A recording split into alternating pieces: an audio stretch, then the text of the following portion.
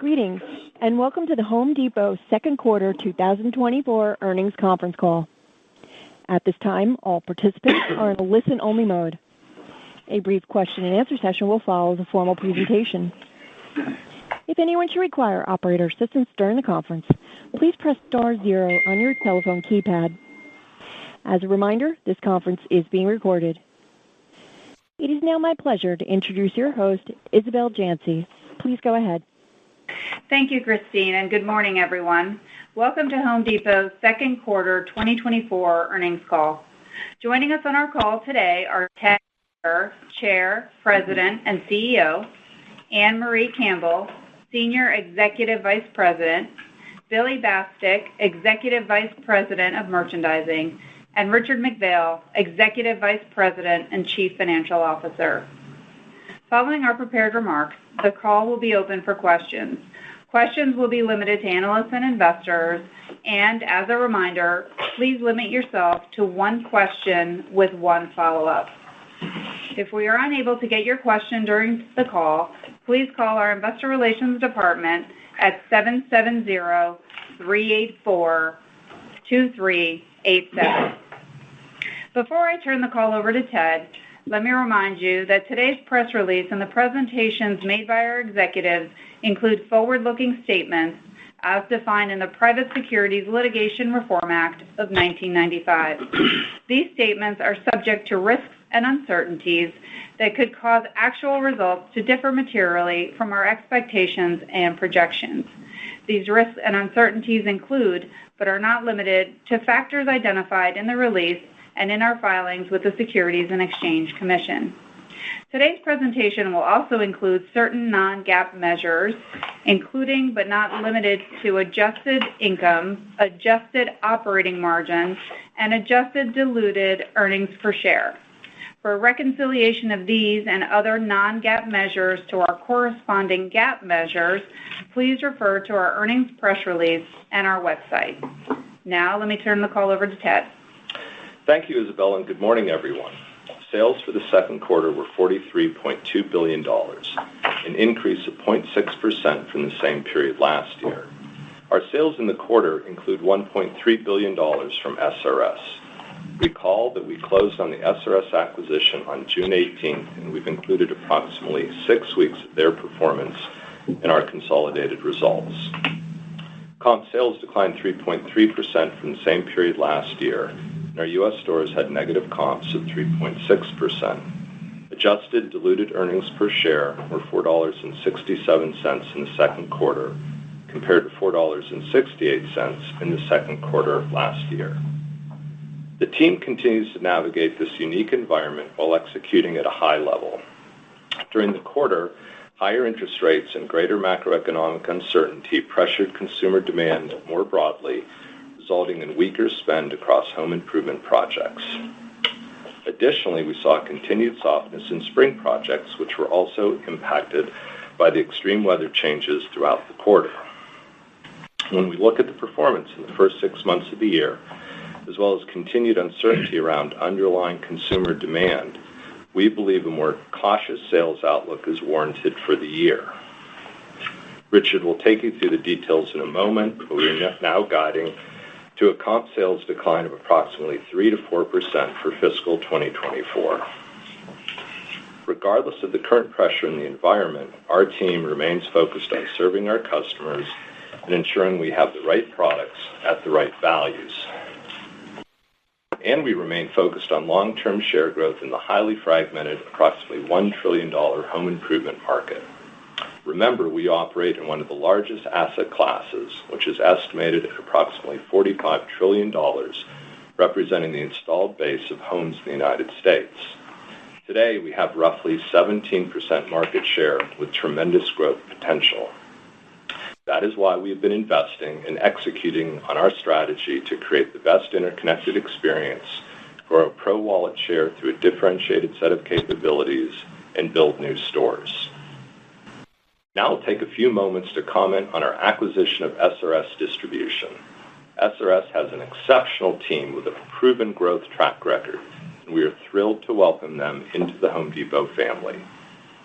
While While our financials only reflect a portion of their first half performance, for the first 6-month period matching our first half, they generated high single-digit top-line growth while growing operating income largely in line with sales compared to the previous year.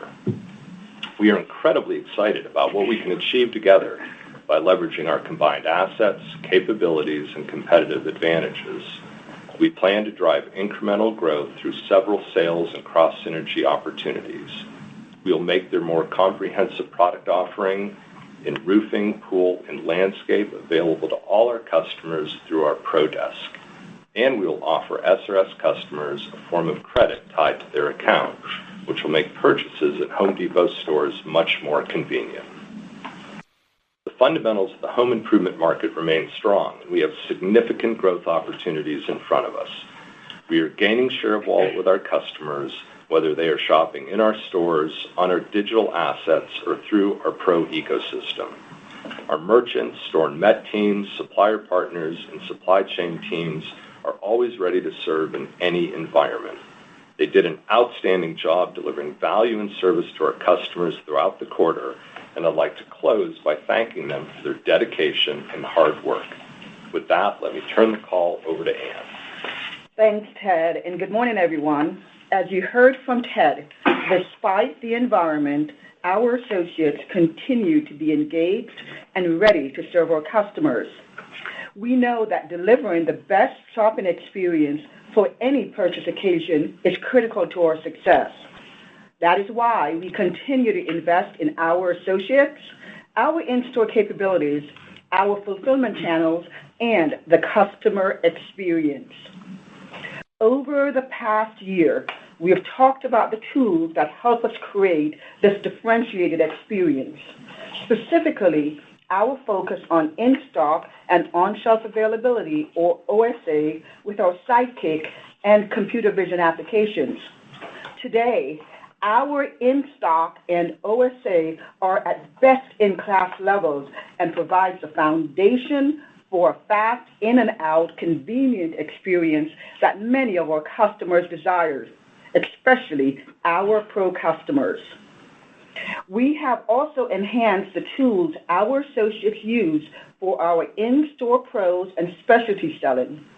Within the MyView tool, which has many in-store applications, we have given our associates better visibility to our customers' activity with the Home Depot.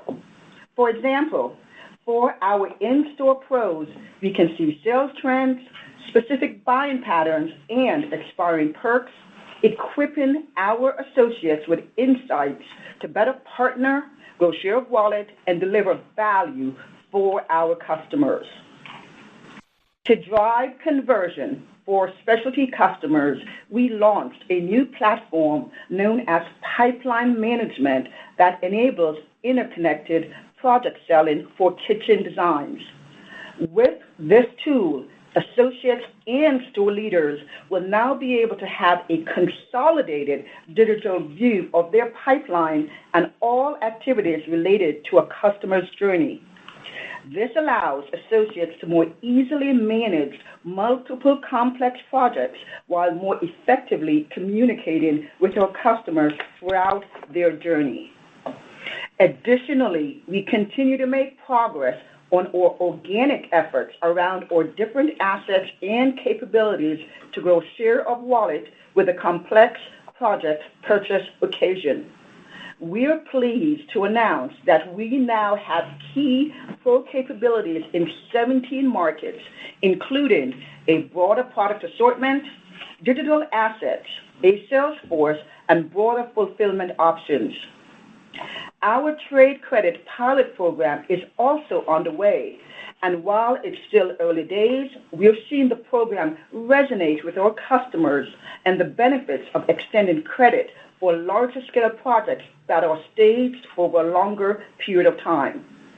We are also making progress on our order management system as we continue to roll out enhancements to the end-to-end selling system. We're very excited about our continued success serving the complex project purchase occasion and are focused on delivering the best customer service to all our customers. Our store readiness and execution is strong, and our associates are engaged. I look forward to the many opportunities ahead of us, and I want to thank all our associates for all they do to take care of our customers. With that, let me turn the call over to Billy. Thank you, Ann, and good morning, everyone. I want to start by also thanking all of our associates and supplier partners for their ongoing commitment to serving our customers and communities. As you heard from Ted, during the second quarter, the higher interest rate environment and greater macroeconomic uncertainty pressured overall project demand. In addition, our sales reflect a softer spring selling season, which was also impacted by extreme changes in the weather throughout the quarter. Turning to our merchandising department comp performance for the second quarter, our plumbing department posted a positive comp, while power, building materials, appliances, and paint were all above the company average. During the second quarter, our comp transactions decreased 2.2% and comp average ticket decreased 1.3%.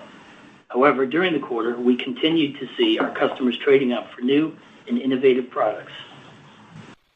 Big ticket comp transactions for those over $1,000 were down 5.8% compared to the second quarter of last year.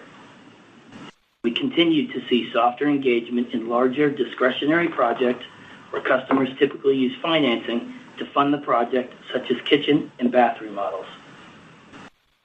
Pros outperformed the DIY customer, but both were negative for the quarter.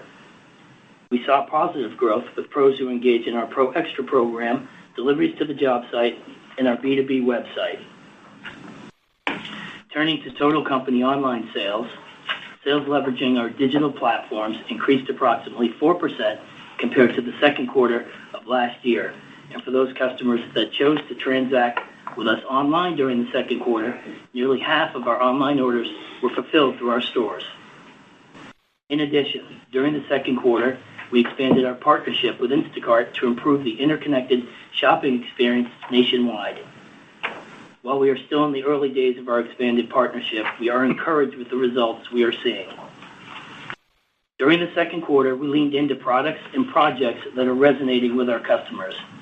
We updated some line structures focused on innovation and continued to deliver a compelling value proposition while focusing on the customer experience. For example, we upgraded the durability of all life-proof vinyl plank while also introducing on-trend colors, patterns, and lengths. This helped drive positive comps in the category for the quarter. In water heaters, we recently modified our line structure to better serve the pro customer needs. We simplified our value proposition, adding new and better features, which drove increased engagement in the category. And in paint, we continue to see the benefits of the investments we are making around our products and our fulfillment options, including our in-store service and job site delivery capabilities with the pro who paints, driving continued share gains in the quarter. And finally, we continue to see tremendous success in our outdoor power equipment categories, driving both positive unit and dollar comps in the quarter. As we've mentioned before, we have built a strong competitive advantage with our extensive lineup of battery-powered platforms that allows us to continue to grow share in these categories. As we look ahead to the third quarter, our merchandising organization remains focused on being our customers' advocate for value. This means continuing to provide a broad assortment of best-in-class products that are in stock and available for our customers when they need it. We will also continue to lean into products that simplify the project, saving our customers time and money. That's why I'm so excited about the innovation we continue to bring to the market. This quarter, we are launching the first-to-market smart glass door with Feather River. Feather River is a leader in the fiberglass door market and continues to bring innovation to our customers. This new door technology allows customers to easily change the glass from privacy or frosted to clear with a push of a button and is compatible with our HubSpace ecosystem. This will be exclusive to the Home Depot and the big box retail channel. Additionally, we continue to lean in with our exclusive partner Milwaukee across the business and have seen great adoption of electrical hand tools. our partnership is expanding with a broader assortment of made-in-the-USA tools. These tools provide a high degree of precision with lasting results for our pro customers and will continue to strengthen our position as the #1 destination for the electrical trade in the big box retail channel. With that, I'd like to turn the call over to Richard. Thank you, Billy, and good morning, everyone. In the second quarter, total sales were $43.2 billion, an increase of approximately 0.6% from last year. Total sales include $1.3 billion from the recent acquisition of SRS, which represents approximately 6 weeks of sales in the quarter. During the second quarter, our total company comps were negative 3.3%, with comps of negative 3.7% in May, negative 0.9% in June, and negative 4.9% in July. Comps in the U.S. were negative 3.6% for the quarter, with comps of negative 4.1% in May, negative 1.4% in June, and negative 5% in July. In the second quarter, our gross margin was approximately 33.4%, an increase of 40 basis points from the second quarter last year, primarily driven by benefits from lower transportation cost and shrink, partially offset by mix as a result of the SRS acquisition. During the second quarter, operating expense as a percent of sales increased approximately 65 basis points to 18.3% compared to the second quarter of 2023. Our operating expense performance was in line with our expectations. Beginning this quarter, in addition to our GAAP measures, we are providing the following non-GAAP measures: adjusted operating income, adjusted operating margin, and adjusted diluted earnings per share, which excludes non-cash amortization of acquired intangible assets. We believe these supplemental measures will help investors better understand and analyze our performance. Our operating margin for the second quarter was 15.1% compared to 15.4% in the second quarter of 2023. In the quarter, pre-tax intangible asset amortization was $90 million, including $39 million related to SRS. Excluding the intangible asset amortization in the quarter, our adjusted operating margin for the second quarter was 15.3% compared to 15.5% in the second quarter of 2023. Interest and other expense for the second quarter increased by $61 million to $489 million due primarily to higher debt balances than a year ago.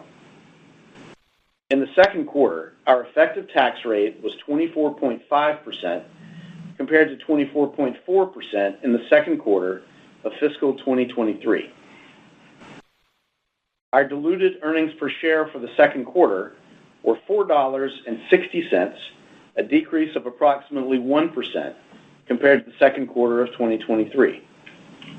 Excluding intangible asset amortization, our adjusted diluted earnings per share for the second quarter were $4.67, essentially flat compared to the second quarter of 2023. During the second quarter, we opened 3 new stores, bringing our total store count to 2,340. Retail selling square footage was approximately 243 million square feet. At the end of the quarter, merchandise inventories were $23.1 billion, down approximately $200 million compared to the second quarter of 2023, and inventory turns were 4.9 times, up from 4.4 times last year. Turning to capital allocation. During the second quarter, we invested approximately $720 million back into our business in the form of capital expenditures. And during the quarter, we paid approximately $2.2 billion in dividends to our shareholders. Our disciplined approach to capital allocation remains unchanged. First and foremost, we will invest in the business and expect capital expenditures of approximately 2% of sales on an annual basis.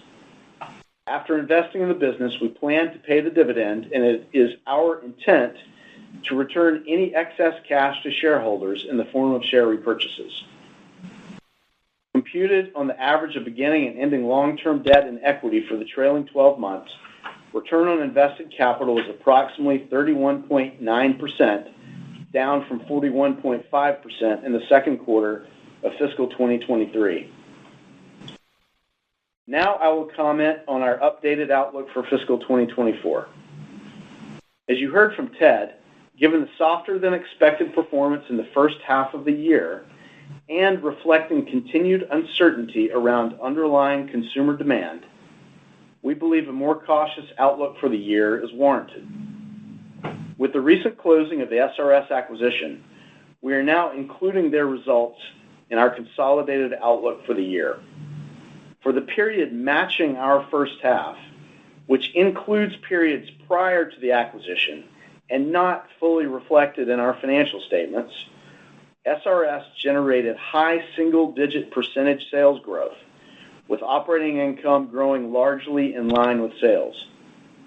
We believe that over the next several years, SRS, on its own and through our combined Pro efforts, will help accelerate sales and earnings growth for our company.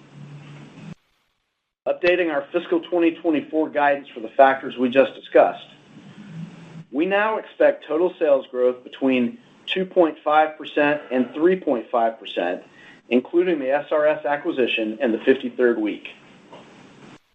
The 53rd week is projected to add approximately $2.3 billion to total sales. SRS is expected to contribute approximately $6.4 billion in incremental sales. Comparable sales are expected to decline between -3% and -4% for the 52-week period. The high end of our range implies a consumer demand environment consistent with the first half of fiscal 2024. While comparable sales for the company are not currently on the trajectory for the low end of the range, a -4 comp implies incremental pressure on consumer demand beyond what we are seeing today. We expect to open approximately 12 new stores. Our gross margin is expected to be approximately 33.5%. We expect operating margin to be between 13.5% and 13.6%, and adjusted operating margin to be between 13.8% and 13.9%. Our effective tax rate is targeted at approximately 24%. We expect net interest expense of approximately $2.2 billion. Our diluted earnings per share percent will decline between -2% and -4% compared to fiscal 2023, with the extra week contributing approximately 30 cents. We expect our adjusted diluted earnings per share percent to decline between -1% and -3% compared to fiscal 2023, with the extra week contributing approximately 30 cents. We believe that we have positioned ourselves to meet the needs of our customers in any environment. The investments we've made in our business have enabled agility in our operating model. As we look forward, we will continue to invest to strengthen our position with our customers, leverage our scale and low-cost position to drive growth faster than the market, and deliver shareholder value. Thank you for your participation in today's call, and Christine, we are now ready for questions. Thank you. We will now be conducting a question-and-answer session. If you would like to ask a question, please press star one on your telephone keypad. A confirmation tone will indicate your line is in the question queue. You may press star two if you would like to remove your question from the queue. For participants using speaker equipment, it may be necessary to pick up your handset before pressing the star keys. One moment, please, while we poll for questions. Thank you. Our first question comes from the line of Scot Ciccarelli with Truist. Please proceed with your question. Good morning, everyone. So it sounds like you guys are seeing a bit more of a shift towards, let's call it, broader consumer weakness from what previously seemed to be hesitancy around finance projects. Can you provide a couple of examples just so we can better understand, kind of the incremental hesitancy on consumer spending patterns? Well, I think it's just in broader projects, Scott. As we said in the prior few quarters, the consumer remains engaged. Our consumer in particular remains quite healthy. Again, these are consumers who have seen their home values go up 50% in the last 4 years. Their home equity has increased almost 70% since the right before the pandemic. So that translates to over $13 trillion. Equity values have been strong, jobs are strong, earnings are strong. But we saw engagement the last several quarters in smaller projects. What we saw this most recent quarter is further pressure in larger projects. And we see that in, building materials, in lumber, categories that are very specifically tied to construction in a larger project. And that was really the change that we saw as the quarter progressed. So in other words, it's not necessarily broadening out, but it's increased pressure on, let's call it, project-oriented purchases. Yes, and you said it. I mean, the change that we believe happened over the course of the quarter is if you go back a bit to the environment that we've been working through this period of moderation, the first thing we saw was a shift in spending, PCE spending, from goods back into services. And we're effectively through that transition. The relative share of spend is more or less equal to where it was before the pandemic. And then we had certainly some pull forward in our segment. I'd say we're not completely through the pull forward, but largely. I mean, we're now going on 4 years from the first spring of the pandemic when people were buying, lots of grills and patio furniture, et cetera. We're largely working our way through that. And then the higher interest rates started to impact the housing market, in housing turnover in particular, which is down, some 40%. And I think last month, we saw numbers that on an annualized basis were approaching 40-year lows. That's also impacting customers' interest in financing larger projects. Everyone's expecting rates are going to fall, so we're deferring those projects. But again, what more recently has happened is a broader concern with the macro economy. There's just a lot of noise with political and geopolitical environment. Unemployment ticked up. Inflation keeps eating away at disposable income. And I think people just took a pause as we progressed through the quarter, or more of a pause, because of these macro uncertainties. Got it. Very helpful. Thanks, guys. Thank you. Our next question comes from the line of Seth Sigman with Barclays. Please proceed with your question. Hey, good morning, everyone. I wanted to ask about just performance across different channels. So core Home Depot retail, I think that's pretty clear, but Home Depot or HD Supply, it seems like it's outperformed, but kind of hard to tell from our side. And then on SRS, if you can maybe just elaborate more on the trends you're seeing there. As you step back and think about, hopefully an eventual recovery, you've built up this very diverse business over the last few years. I mean, how do you think about the timing of these different segments and how they come out of this? Thank you. Sure, Seth. Well, I'd tell you, we're very proud of all components of our business. We are executing at an exceptionally high level across the core and across the businesses that you call out. While we don't split out HD Supply as part of our core, we are proud to say that we have had, and HD Supply has had an exceptional track record as of late, even penetrating through to generate positive sales growth in the second quarter. And so that's a real bright spot for the Home Depot.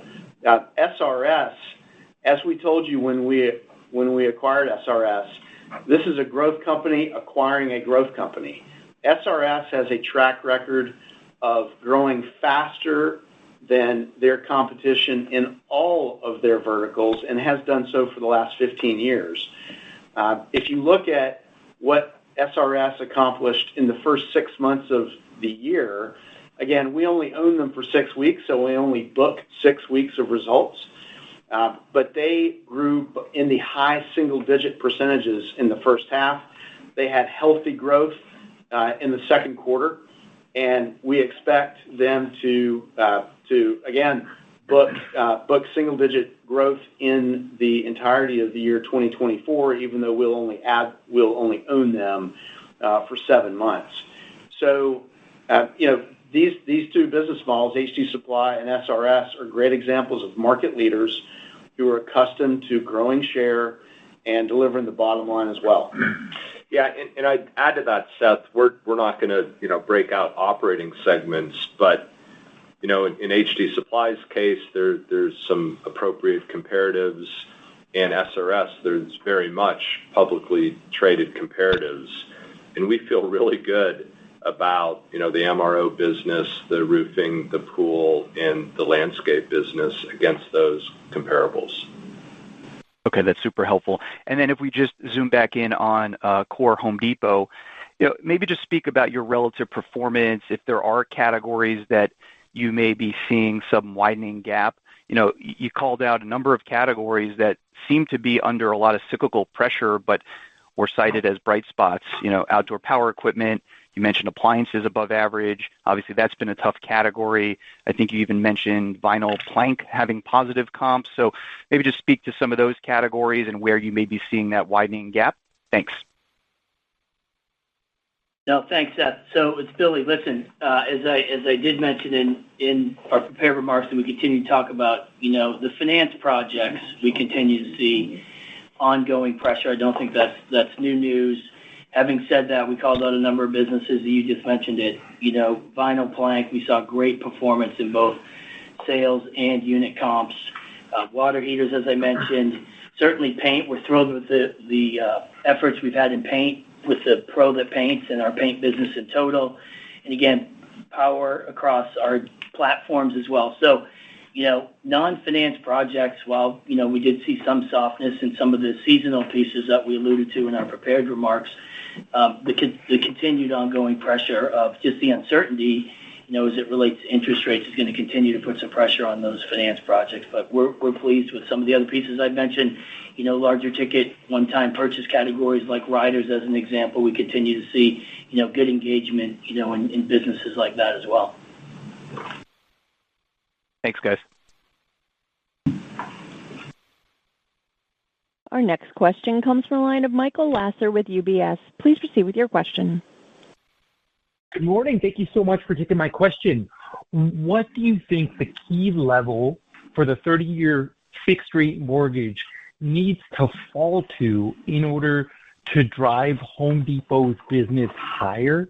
And does that rate change or that level change if the decrease in rates is due to an erosion in the labor market rather than just a moderation in inflation? Hey, Michael. Good morning. Full question there. Hard to pinpoint what that magical rate number is, historically, and then, as you say, with some added pressure. All I can do is reference toward the end of last year when rates, came off, the highs over 7 and moderated down, I think even hit below 6.5 there for a bit. You saw an immediate increase in housing activity, mortgage applications, mortgage refi applications. And then, unfortunately, the rates spiked back up think almost to 7% again. So we're trending down again. I think you're approaching 6.5% for qualified mortgage. And based on what we saw toward the end of last year, we would think you're approaching a level that people are going to engage. Caveat to that would be, again, this broader, economic, geopolitical, even concerns that people still might pause a little bit until some of this gets sorted out, which would be understandable. But as rates head down, towards 6, we would expect to see activity. The other thought or piece of this whole puzzle is the amount of folks, as you know, who are in mortgages as low as 3%, plenty of mortgages under 5%. There's definitely a little bit of a golden handcuff dynamic going on with those rates. But again, as time goes on, family dynamic changes. And for 1 or 2 years, you might, stay in those golden handcuffs and enjoy the low rate. But family size increases, household formation, moves for employment, retirement, et cetera. So we would see a gradual unlocking of that, even if that adds to a little bit of a delay response to housing from a traditional, rate cut environment.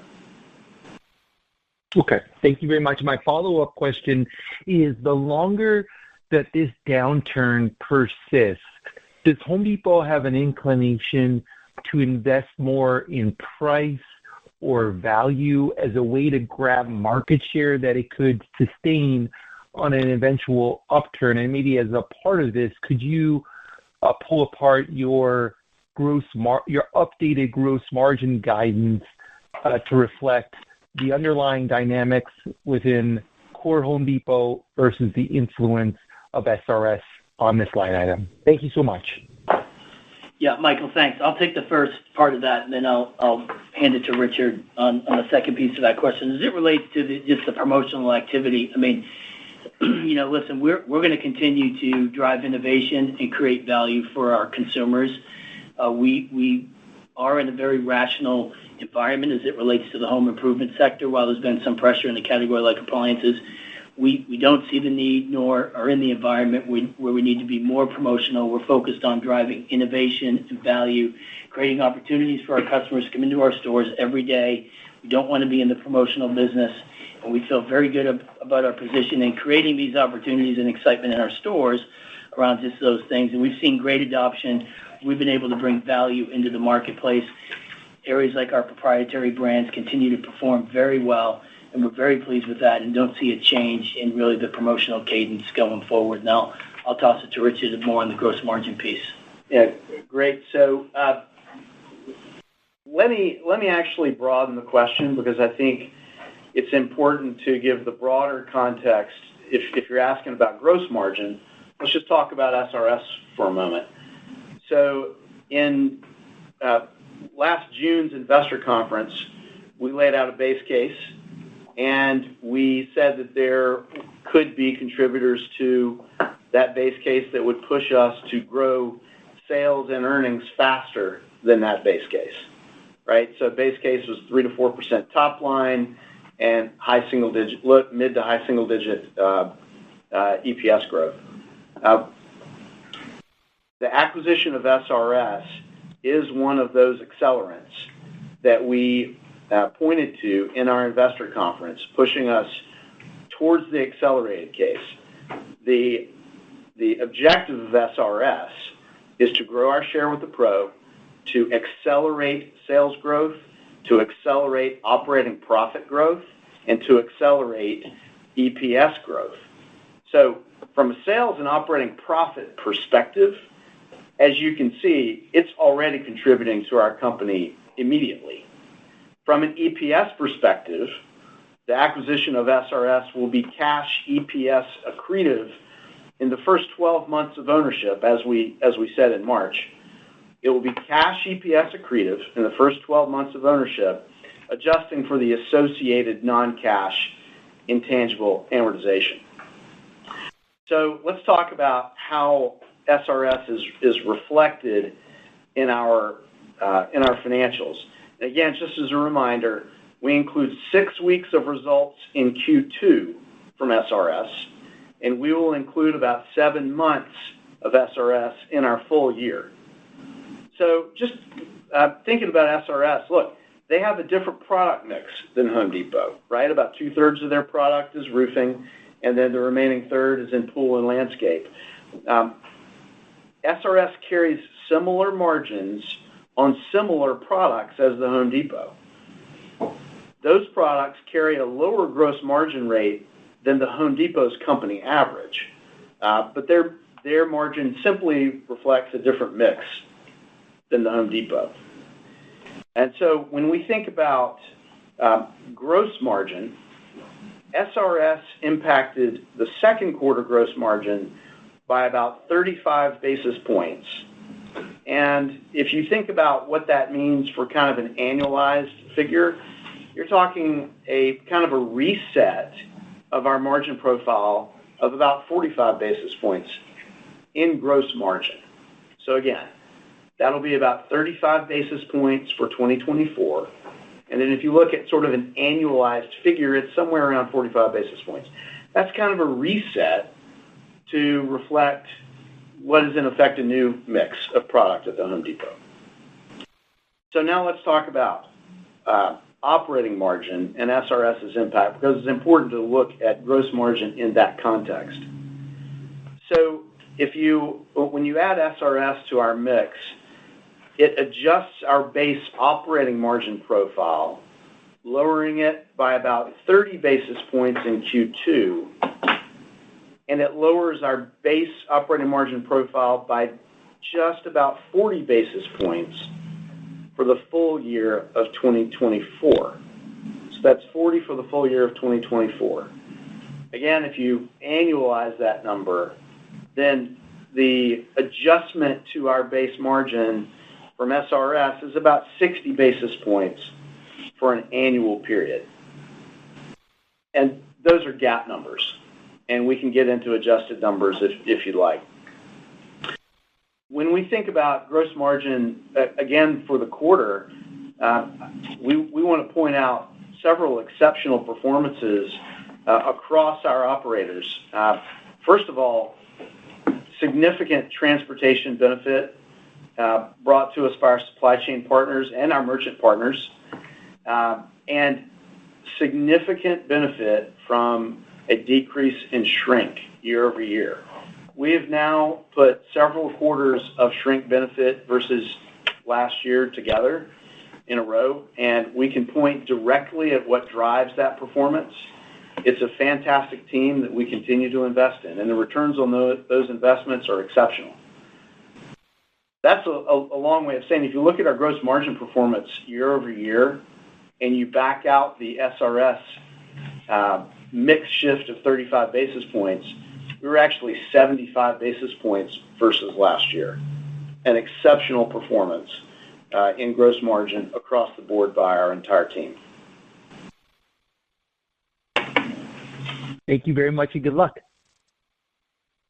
Thank you. Our next question comes from the line of Simeon Gutman with Morgan Stanley. Please proceed with your question. Good morning, everyone. I have a question related to reversion. One way to look at it since 2019, if we look at transactions, they look like they're flat to down a little bit. So to Ted's point earlier, most of that looks like it's given back on transactions. Ticket, though, is still up about 30-ish%, 34%. So, and I think that's a function of the number of items consumers were putting in the basket and because there was inflation.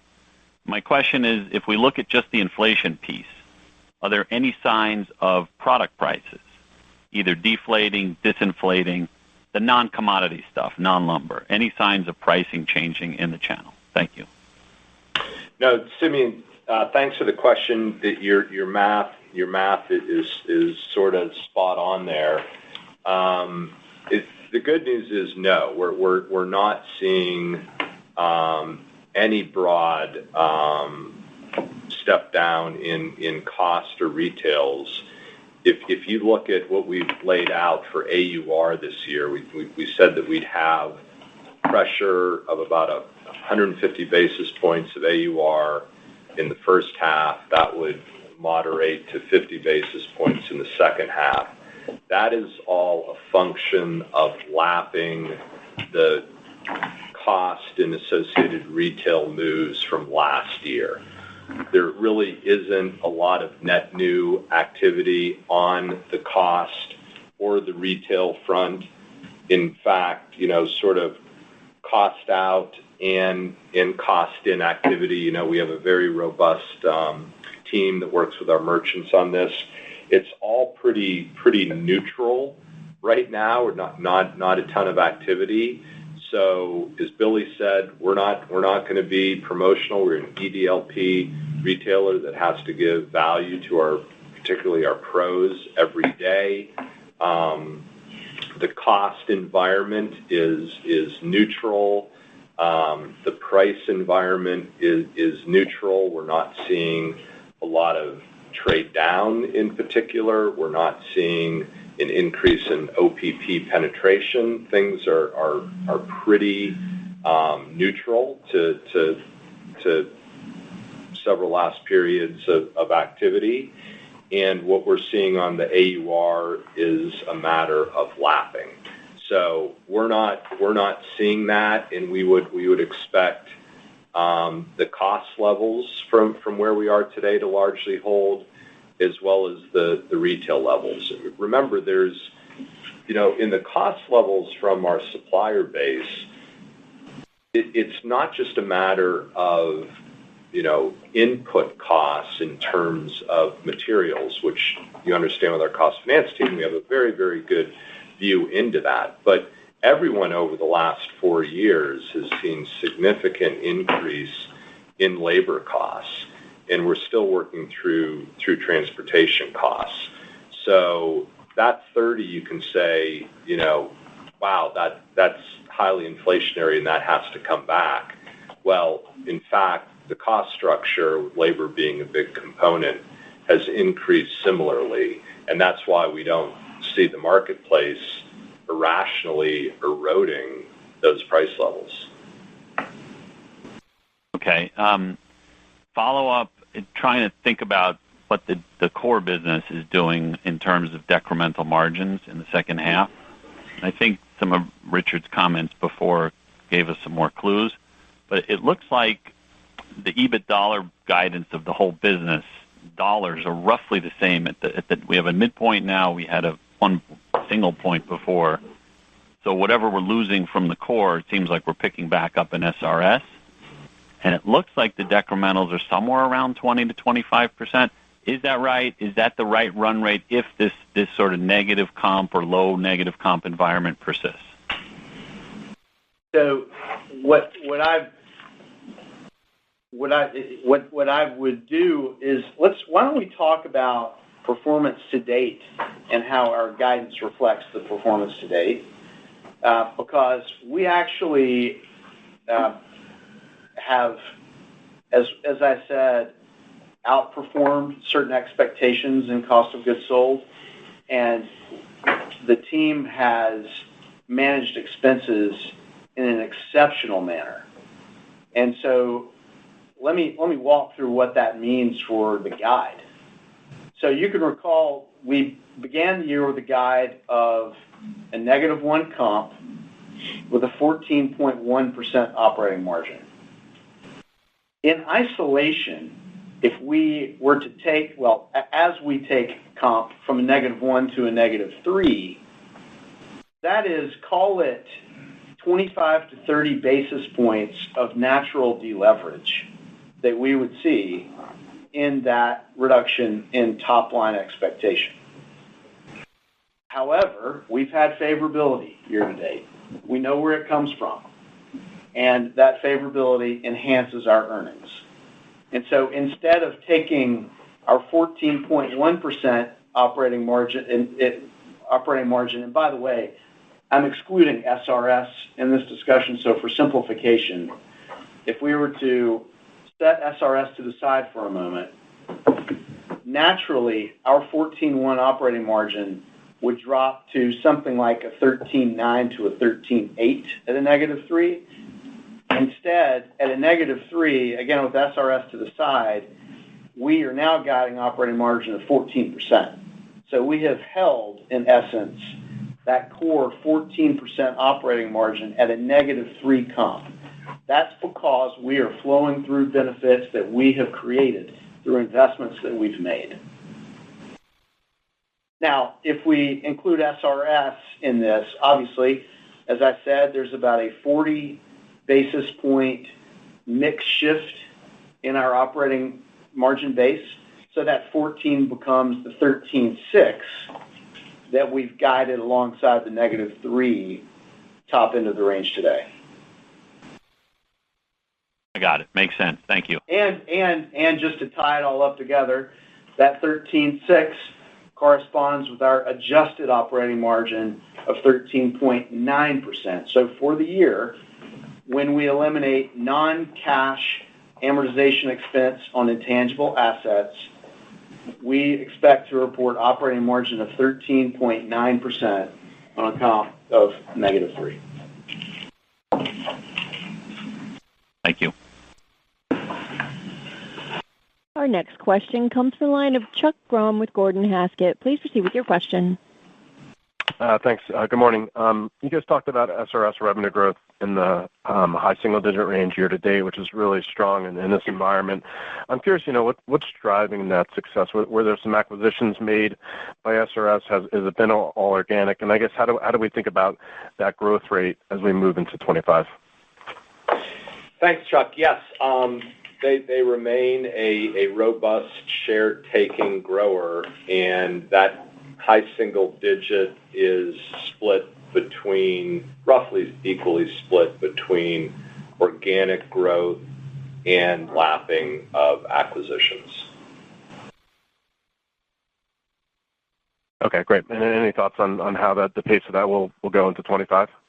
Yeah, we wouldn't give any guidance into 25, but remember, their mode of growth, which they have demonstrated this since inception in the mid-2000s, is they're a balanced grower between comping their existing branches, their open base of branches, opening greenfield branches, and then some roll-up M&A, geographical customer list add-ons. So that's the profile that they've grown for years, and that is exactly the profile that we will support going forward. And just for clarity's sake, SRS is not in our comp base, and so they are not reflected in our comp sales guidance. They will become comp once we've owned them for 12 months. Okay, that's helpful. And then, Richard, you've talked about the consumer deferring projects over the past few quarters, but as the prospects for lower rates begin to materialize, and we can start to see the line of sight for maybe a 6% mortgage rate, is it possible that the pace of deferrals begins to ramp higher over the next couple of quarters? And if that's the case, what parts of your business do you think could be most exposed? Well, intuitively, it's probably the converse of what we've seen. You think about the categories, and Billy, please chime in, but those things that are components of a large project, kitchen, bath, flooring, lighting, are all under pressure, and our customers tell us it's because that large project is being deferred. We're certainly not going to try to call timing, but just to echo what Ted said, there is certainly a direct relationship between decreases in mortgage rates and the amount of activity that you at least see picking up in turnover. And so I think the important point here is, as we've said for years, the long-term fundamentals of home improvement demand are strong. We have continued to invest through this period of moderation. 2024 marks the highest amount of CapEx that we've invested back in the business really in the last 15 years because we are bullish on the future. And timing is uncertain, but we're going to be ready for it. Great. Thank you. Our next question comes from the line of Brian Nagel with Oppenheimer. Please proceed with your question. Hi, good morning. Thanks for taking my questions. So my first question, just with respect to the pace of comps. So there was the numbers you gave in your prepared comments. There was a marked slowdown from June to July. Is there anything that's notable there, or was it just that growing malaise we talked about?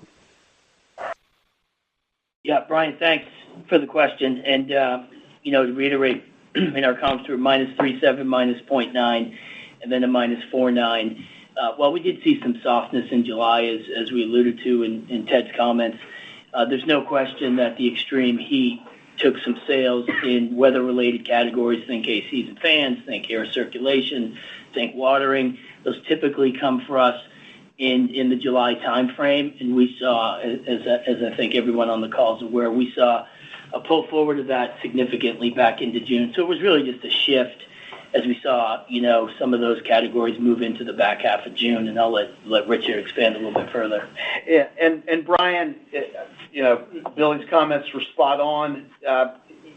There were signs of maybe a little more general weakness.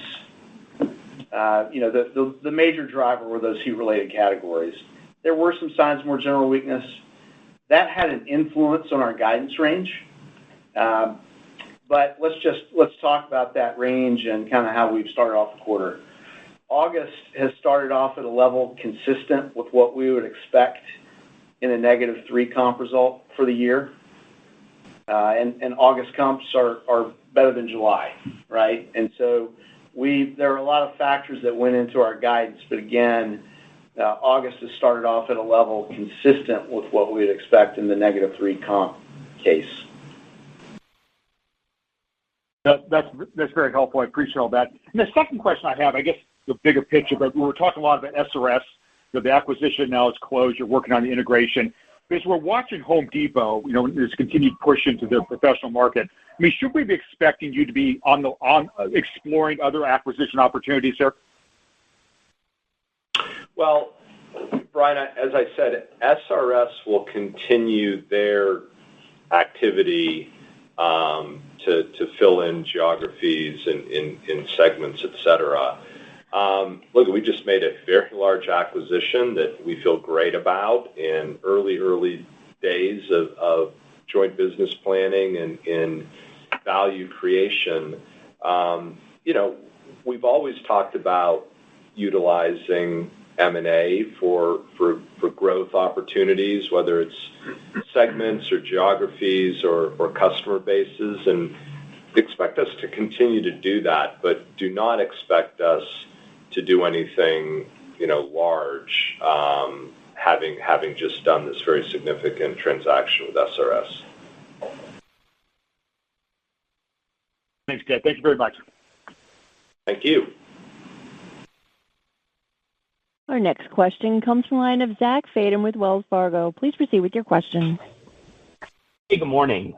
It sounds like the pro spread widened versus DIY relative to Q1. Curious if there's any call out there.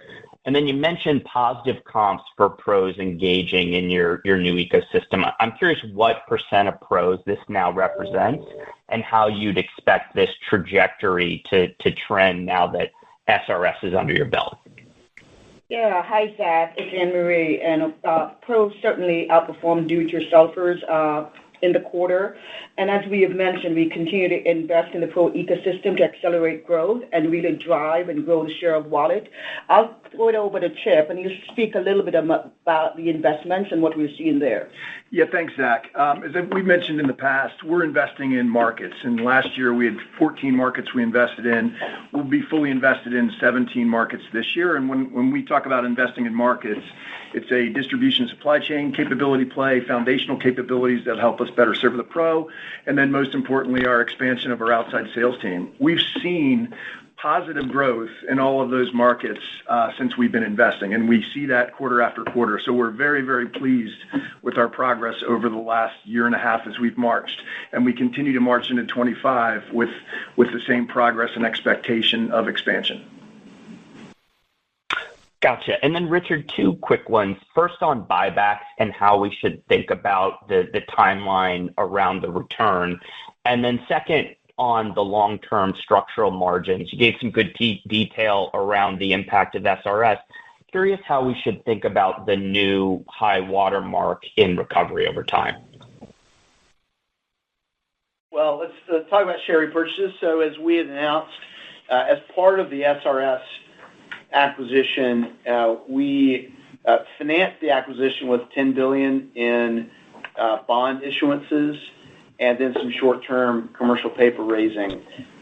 We are currently at a 2.6 times debt to EBITDA ratio. We like to see that ratio around 2.0 times. It's our intent to delever over time before we restart repurchases.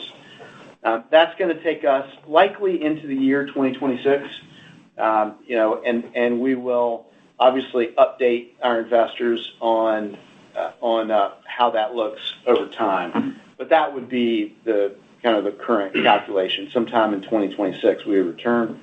And then from a long-term structural perspective, when we laid out our base and accelerated case, we said in the base case, look, we anticipate in the base case that we will always generate some degree of operating leverage, and that will always remain true. We're not going to talk about a high water mark, and we will continue to update you on our views.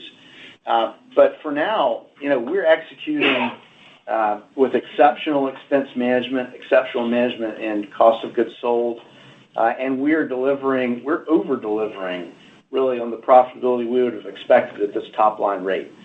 So we are happy that we're running the business as it should be run, and we believe in those base case and accelerated cases that we laid out in June. Got it. Thanks for the time. Christine, we have time for one more question. Thank you. Our final question comes from the line of Steven Forbes with Guggenheim. Please proceed with your question. Thanks, everyone. Good morning. Maybe just a quick follow-up on SRS. Ted, you mentioned the growth rate and broke it down 50-50 between comp, and I think you said lapping acquisition. So maybe just give us an update on where the branch count is today. And then how would you sort of summarize the capital spending needs of that business to fund both greenfield and acquisition-related expansion as included in the CapEx guidance? Thank you. Sure. The good news is on their greenfield operations, it's reasonably capital light. They lease a more modest-sized facility than a Home Depot DC would be. Think of this as a branch operation, and high turning inventory and variable pay for the sales force. So they tend to be break even in year one of operation.